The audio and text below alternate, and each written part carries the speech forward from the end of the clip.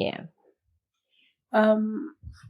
So maybe we could talk about the lows and highs that you've experienced through this journey. This interest is quite an interesting journey. Or you're currently even facing, Wow. Okay. Let me think about this for a second. It's okay. Okay, let me think. I think when I look at the highs, especially when I look at my career, would be finally finding what I want to do. I think some of us, it takes us 50 years to finally discover what it is that you want to do, what it is that actually sets you on fire and gets you so excited and you want to get out of bed and go for it and do it. Yeah. And for me, I'm at that space now. When I finally found myself in science communication and engagement, I was just like, yes, this is it. This is what makes me excited. This is what drives me. This is what I was made to do. This is what I've been searching for and needed to do all my life. And finding it at such a young age is such a blessing, because now I don't have to spend the rest of my life being unfulfilled because I'm not where I need to be, You're not happy with what you do every single day. Every single day, exactly. And for me, that's definitely it. I think that's like the high that kind of covers everything, would be finally finding what it is that I want to do, or what it is that I'm meant to do. We spoke about purpose earlier, and I feel like this is my purpose. People's purpose are different. Others, their purpose is to sing. Others is to dance, and that's their purpose. And for me, this is it. Science communication engagement, definitely this is it. And it kind of makes up for all the lows I'm going to speak about in a bit.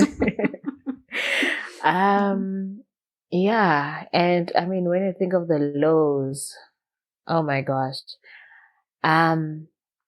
One was when I was doing my master's, I did my research assignment on citizen science. And then after I was done with it, oh wow, okay. So citizen science is basically when scientists would involve the public or non-scientists in their research. So most of the time they would be involved in the data collection phase, but it must be in the methodology part of it, where the public actually helps you collect your data, or they help you analyze your data or something like that, but you involve the public in the scientific process. Okay. So that's what citizen science looks at. In America, they do it quite a lot. In South Africa, there's a couple of projects where, it's citizen science projects, for example, with bird watching, maybe if they want to see, they do it a lot in ecological and, environmental studies, quite a lot, where maybe they will take people who enjoy bird watching, and they will tell them that, can you be in this area? And for the next 3 months, just watch if this bird keeps coming back, or how many of these birds do you see in this area every time? Okay. So, and then just report it to us. So it helps the scientists kind of figure out what is happening in that area. Maybe there's climate change, how that's affecting how the birds are breathing. Maybe over the 3 months, you see less and less birds, or you see more and more birds, or whatever. It's just a very simple example to explain the concept, but that's basically citizen science in a nutshell. Okay. Yeah, so I thought, I was like, I like this. I think I want to do that. And then you realize, nah, I don't think it's exactly what I want to do. And that's okay, And that's okay, trying but something it can and be it hard. doesn't work for you. Yeah, Or it was hard but for it can you. be hard. Mm. But I mean, think about it. It can be hard when you think you found what it is that you want to do, and you do it, and it doesn't work the way you wanted it to work, and it's just like, I didn't get the high I was hoping to get from that.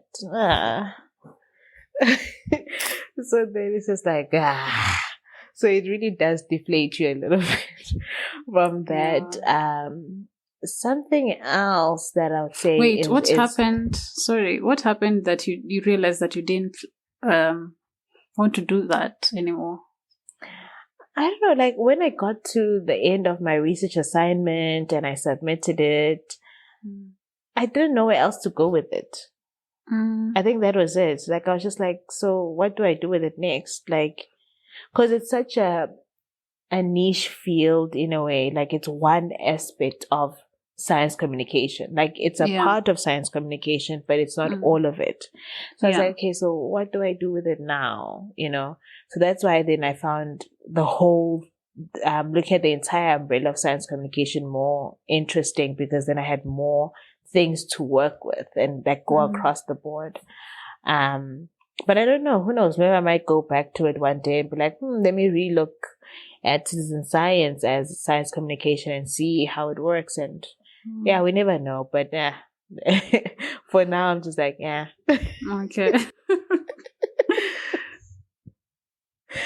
And that's where I am. And I think one other low is not necessarily seeing what it is that you hoped you would see after you put in a lot of effort.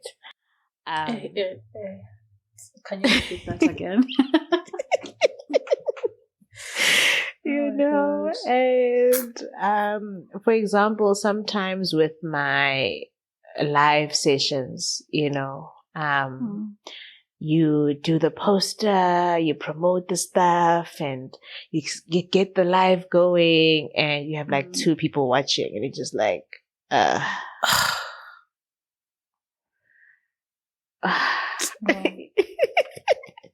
you know what I mean? And it's just like, and then you're like, okay, maybe next week, and then next week you have like 5 people, and it's just like, like, it's those kind of things which is like, so does that mean people don't want this information and they don't want it, or then why am I doing it? And I think then you just have to speak to yourself and pull yourself to yourself and just be like, why am I actually doing this? Doing it. Am I doing it for the numbers and acknowledgement and awards and or am I doing it that at least one person who's watching sees a scientist they had never thought they would see before and gets encouraged by that story? Then it's okay. Even if the video only has 5 views, I'm sure, with you, sometimes you look at how many people have listened to your podcast or how many times it's been downloaded. And sometimes you probably get deflated and you're just like, Oh my God, let me tell you. Sorry, I'm just getting in. Last week, I was like, I don't think I want to do this thing anymore. I'm spending so much, for me, I use the paid option of Buzzsprout to do the host, to host the podcast, because there's a feature that I like there, and, just to motivate me to, I don't know if it's a good business decision, but whatever. So I was like, I won't renew for the next month, and I won't renew the Riverside thing because no one has accepted to do video so far. Then sometimes I'll put so much effort into doing something or on editing a certain audio, and I love the conversation. Then I'm looking at the stats, and I'm like, what? Why is this that I didn't like performing than the other, and why is it this one not moving? And so last week I was like, I'm not doing it anymore. Then out of nowhere, I was just, I don't know, I was in a very bad state mentally. I was just going through other things that have nothing to do with the podcast. And when I opened my phone, because when I get into such states, I get out of social media and such like things. When I opened my phone, I found on Twitter, if I opened my Twitter, because I usually get out of all the social medias, then I, when I'm looking for something, I was actually looking for someone's contact, then I opened the Twitter, then I found someone had tagged me a podcast that I didn't know about. It had nothing to do with science. It had nothing to do with whatever. And the person wasn't even a scientist. I was like, okay, who's that? Then the person had written an article about my podcast. And I was like, wow. So I was excited to read it. And reading the article, he talked about the things that I actually do. Like, this is someone who took time to read through or to listen through my podcast, write about it, edit it, link it, and find the person who's behind it, and mention how on Twitter. Because at that time my podcast was not on Twitter, because it was not just for me, it wasn't for serious stuff. And this person, I was like, okay, is this a scientist who is a friend to some guests that I had hosted? So I tried to find out who is this person, and I realized this is someone actually who's been in the media for a very long time. He's been in the podcasting industry for over how many years? 7, 8 years? The first podcast he did was in 2013. So you can imagine this is someone who's been there for a very long time. He's not in science, has nothing to do with science. And when he was talking about it, he was like, oh my God. I don't know, when I saw it, he was like, he saw it, I don't know, he was looking for a podcast. Then he saw, the name attracted him, and he was like, okay, let me listen in. And he was like, I used to think like scientists are these people who are very serious and, wear specs and they don't talk to people, they never laugh. Then I listened to this podcast and it was so non-serious and people were like, he just summarized my thing and he really loved it. And, he was like, let me write about it. I was like, what? That is one person. This is just one person. And that made a very huge impact to me. I was like, I can do this. Let me continue doing this thing. Yeah. And I think that's what you need, right? Yeah. Sometimes that support system. Yeah. Even if you don't know who this person is and they don't know you personally, but that was some form of support that was just like, okay, I can keep going. And I think that has been something that I've been very fortunate to have as well, because I remember, because I know we're still speaking about the lows and stuff. When I moved here, and this is me now, I think this is the vulnerable part. It is. When I moved to Qatar and I left South Africa, I didn't move with like a job here or anything like that. It was a matter of, I've just gotten married. I want to be with my husband. I want us all to be together. It's the best decision for our family at the time to just all come together and be here.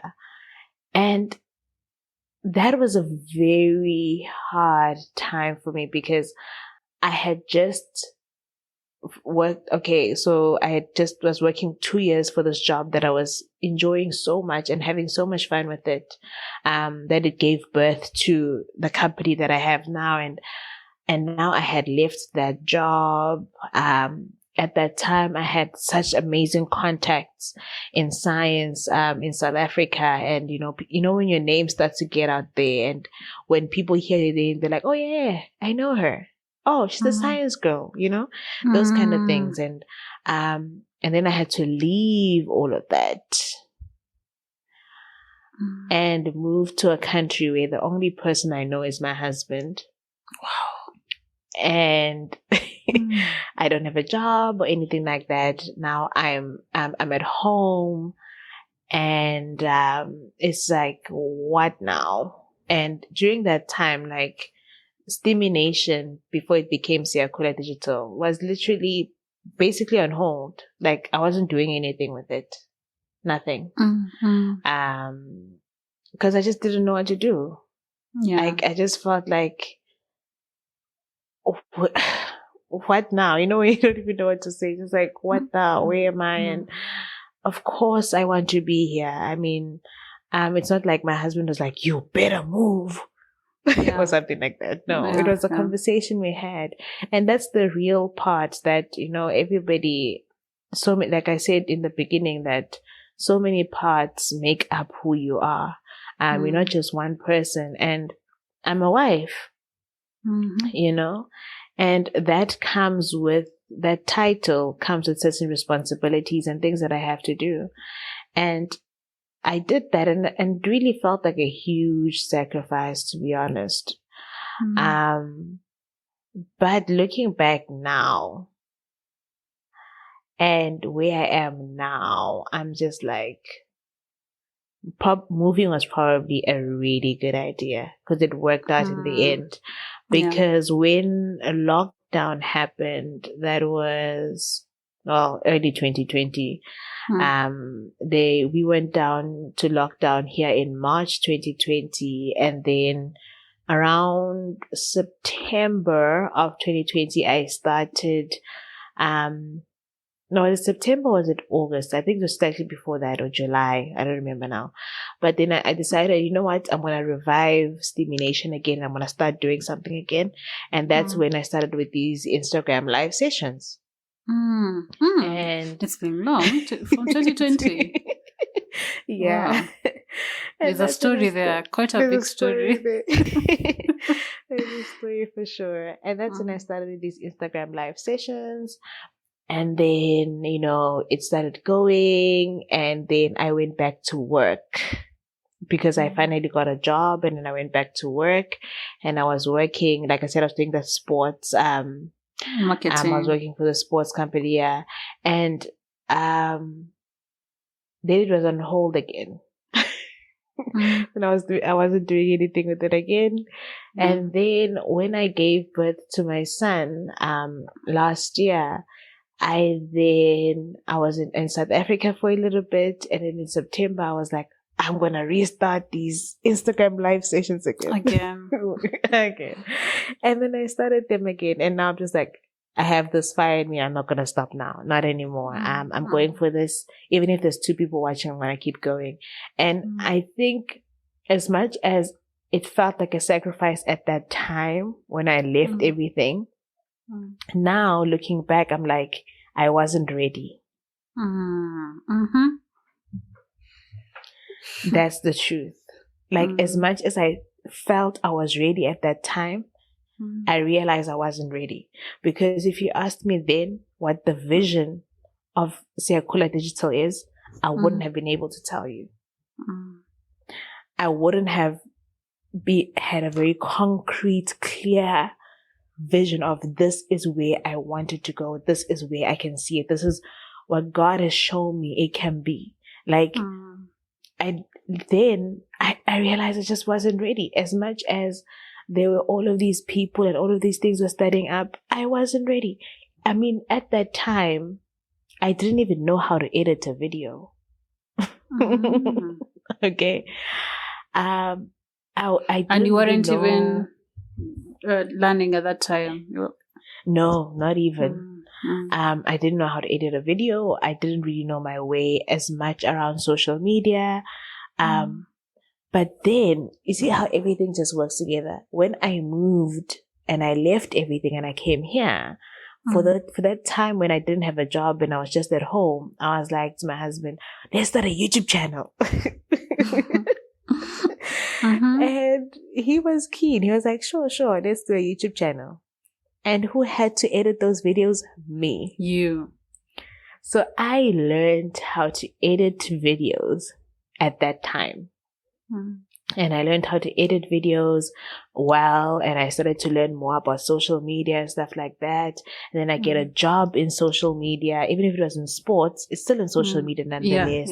And there I had to be taking photographs, doing videos. So I learned more about photography, learned more about videography, editing, how to make things exciting, and all of these different things, and what you do, what you don't do, and all of these stuff. And which is why, for example, I asked you in the beginning, like just before the podcast started, started, I was like, do you want me to pause after I speak? Because I know the editing process can be crazy, can be hard. When you're trying to edit and this person is just talking and you now can't cut it because it just sounds weird. Yeah. So I learned about all of these different things and stuff like that. And then when I got back into Siyakhula Digital, I'm able to make it really, really great because now I know how to do, so I've gathered certain skills, which I'm still working on because you never stop learning. I've learned these different skills and now I can use these really fancy editing softwares and I can add all of these different things. So as much as it felt like a sacrifice, I probably needed to learn because I wasn't ready. I thought I was, but I wasn't. I really wasn't. It's like, it's like when a kid, sometimes when kids reach maybe 18 or 16, probably 16, because that's when the hormones are all over the place. And like 16, they're like, I'm grown. I'm a grown person. I can do whatever I want. I'm grown, And if you actually leave them and you're just like, okay, go, leave the house, go wherever you want to go, they're going to come back because they'll realize they're not ready. Yeah. Only when they're ready will they be able to, flourish in whatever space they are placed in. But until you're ready, stay put and be okay to learn and accept that you're not ready. Yeah. And I love that. That's how the response, like, wow, you actually came to a place when you embrace that. Yeah, I was not ready at that time. And it's okay that you didn't have at that time because, you weren't ready, but now you are. And, you can do all these things that you want to do with Siyakhula Digital. So, is there another law? I think that is probably the biggest one because if I keep speaking, we'll be speaking for the next 2 hours. But I think that's definitely the main one when I realized that I wasn't ready. And I think one thing with this whole Siyakhula journey and stuff is when I started, when I was still in South Africa, I remember, I think it just showed that I wasn't ready. I would go and do an interview and get the video done. No, I wouldn't even get the video done. I'll just go and record the interview and get all these nice shots and whatever. And then I lose the footage. So there's like at least 3 or 4 interviews that are conducted that have never gone out because I lost the footage. Oh my God. I just edited something before we talked. I just edited something that I did yesterday, a very long interview, and I finally figured out something. And I just deleted it by mistake. Oh gosh. Oh gosh. Oh gosh. So, but for you, 3 interviews. It's, I think I've like, I've learned my lesson. Like after the first one, I was like, I've learned my lesson. I'm going to save it on the cloud and lost at that. But, and like, how do you go back to the people and be like, can we do another interview because I lost the footage? Like, I never went back to them because I just couldn't face them again and ask them to do an interview that they already granted me, especially because they're scientists and I know how busy they can get and stuff. And I was just like, nah, yeah.